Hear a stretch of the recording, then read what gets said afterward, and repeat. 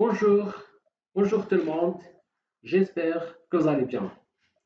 Bon, celui qui n'a pas d'objectif ne risque pas de l'atteindre et nul vent n'est favorable pour le marin qui ne sait où il va. C'est quoi notre objectif pour ces premiers épisodes de notre formation Excel et Excel avancé? L'objectif, c'est de pouvoir travailler d'une manière professionnelle et d'une manière autonome sur les trois options d'analyse des données et dynamisme du classeur, à savoir le tri, le filtre et le saut total. Commençons par le tri. Alors, le tri, c'est une option Excel qui permet d'organiser les données selon un critère déterminé. Autrement dit, c'est une option Excel qui permet d'organiser les données d'une base de données selon une colonne ou un certain nombre de colonnes de la base de données, du plus grand, plus petit par exemple, de A à Z, et même par couleur, et même par jeu d'icônes. Par contre, le filtre, c'est une option qui permet de masquer l'ensemble des données de la base de données et ne garde que la liste qui répond aux critères. Autrement dit, ça permet de tout masquer et ne n'affiche sur votre tableau, sur votre base de données, que les données qui répondent aux critères. Comment ça se fonctionne? Comment est-ce qu'on peut les utiliser? C'est-à-dire et le trait et le filtre. C'est ce qu'on verra directement sur notre premier exemple. Alors, supposons que vous disposez d'une base de données organisée par numération, numéro de commande, le mois, le vendeur qui a réalisé la commande, la région, client, montant, livraison et la catégorie. Et vous souhaitez organiser les données par région afin d'avoir une meilleure visibilité des données par région. Donc, toujours pour trier les données, la toute première chose à faire, c'est de sélectionner la base, c'est de sélectionner effectivement la base de données à l'aide de CTRL A.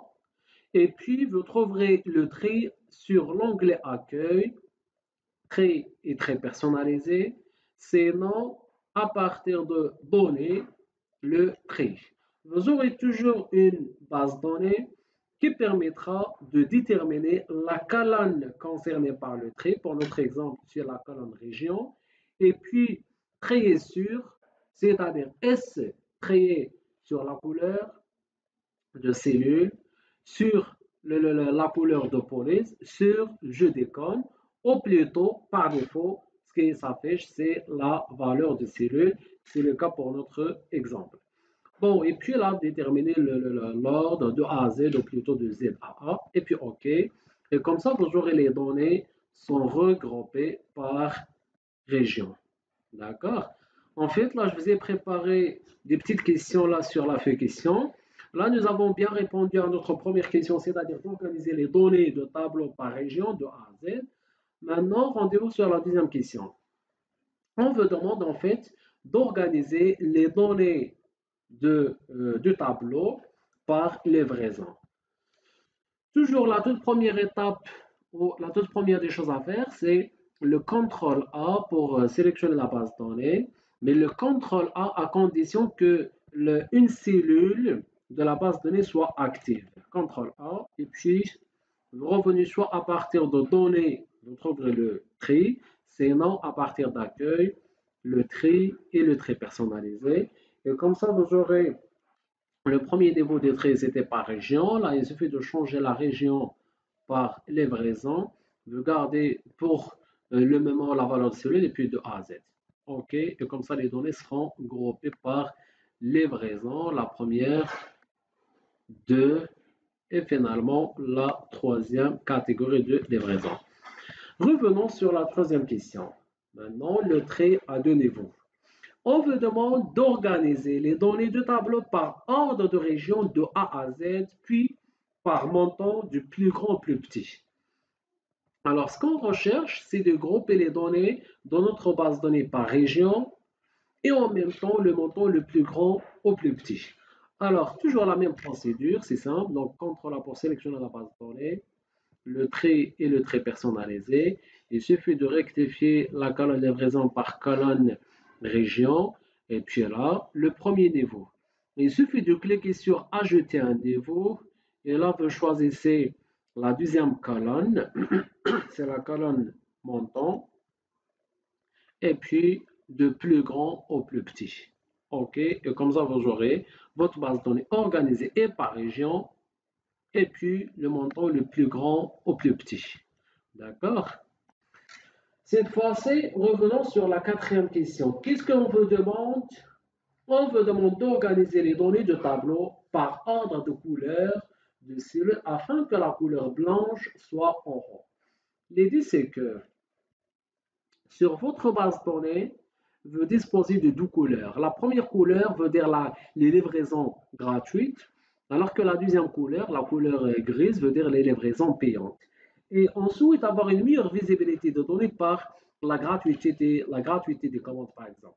On vous demande en fait de grouper les livraisons payantes et les livraisons gratuites. Toujours la même procédure, CTRL A. Vous aurez le trait et le filtre. Vous choisissez le trait personnalisé. Là, vous avez le trait sur deux niveaux. Il suffit d'enlever un niveau, supprimer un niveau.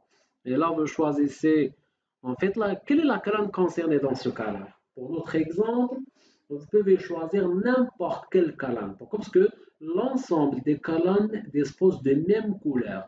Mais au cas où vous avez une colonne spécifique qui contient les couleurs concernées, c'est la colonne à choisir. Pour notre exemple, je mets par exemple le client.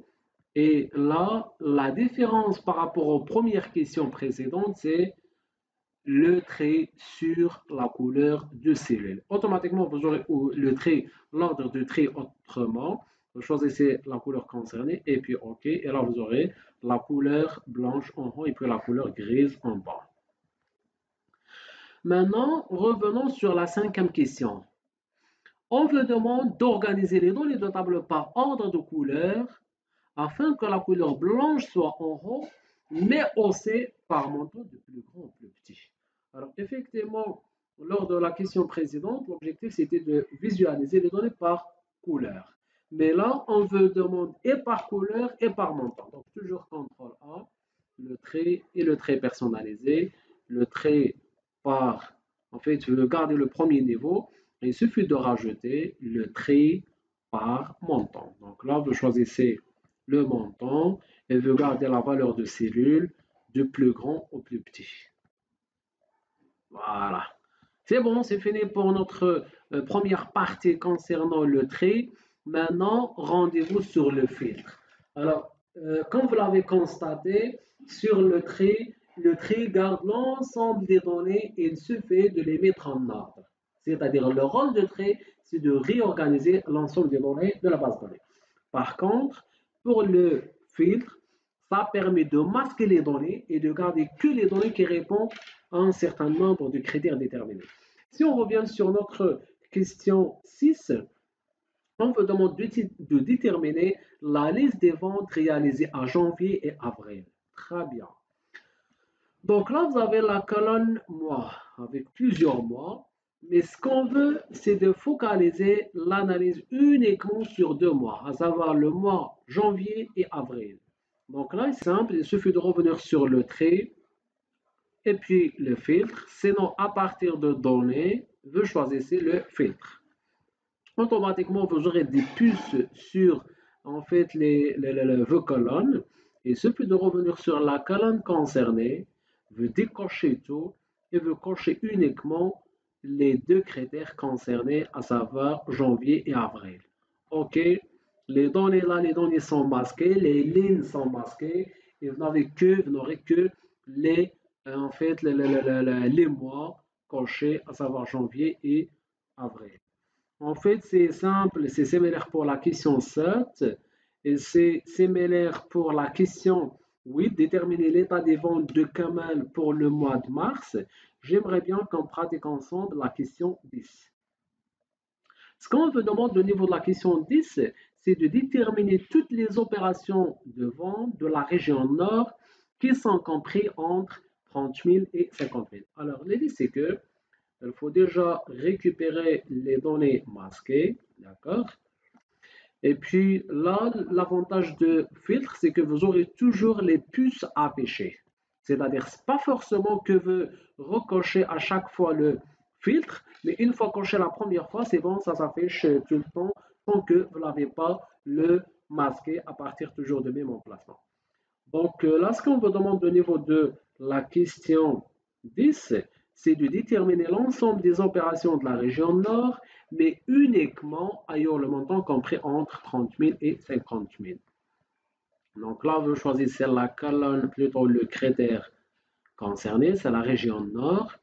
Et puis le montant, au lieu de cocher valeur par valeur, vous trouverez ici le filtre numérique et vous choisissez entre. D'accord? Donc filtre numérique, entre, et vous faites rentrer 30 000 en tant que seuil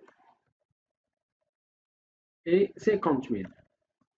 Voilà. Et comme ça, vous aurez deux opérations réalisées sur la région nord ayant le montant compris entre 30 000 et 50 000. Donc, c'est similaire pour la question 11. Et puis, passons ensemble pour répondre à la question 12. Déterminer tous les montants de la région ouest dans la catégorie jeunes. Donc, c'est simple. La première des choses à faire dans ce cas-là, c'est de récupérer les données masquées. Vous avez deux possibilités, soit de revenir sur les colonnes concernées et puis vous cochez tout, la même chose pour la colonne montant. Sinon, il suffit de revenir sur le données, vous décochez le filtre et puis vous le recochez. Vous le décochez pour récupérer les données et puis vous le recochez pour afficher toujours les puces sur vos colonnes. Donc là, ce qu'on vous demande, c'est de déterminer la liste des ventes réalisées uniquement sur la région ouest, catégorie jeunes. Donc, on peut commencer directement par la catégorie jeunes. Donc, pas forcément qu'on commence par la région. Et puis, là, vous choisissez en deuxième lieu la région ouest. Voilà. C'est ça. Donc, c'est bien fini pour la première partie, le tri et le filtre.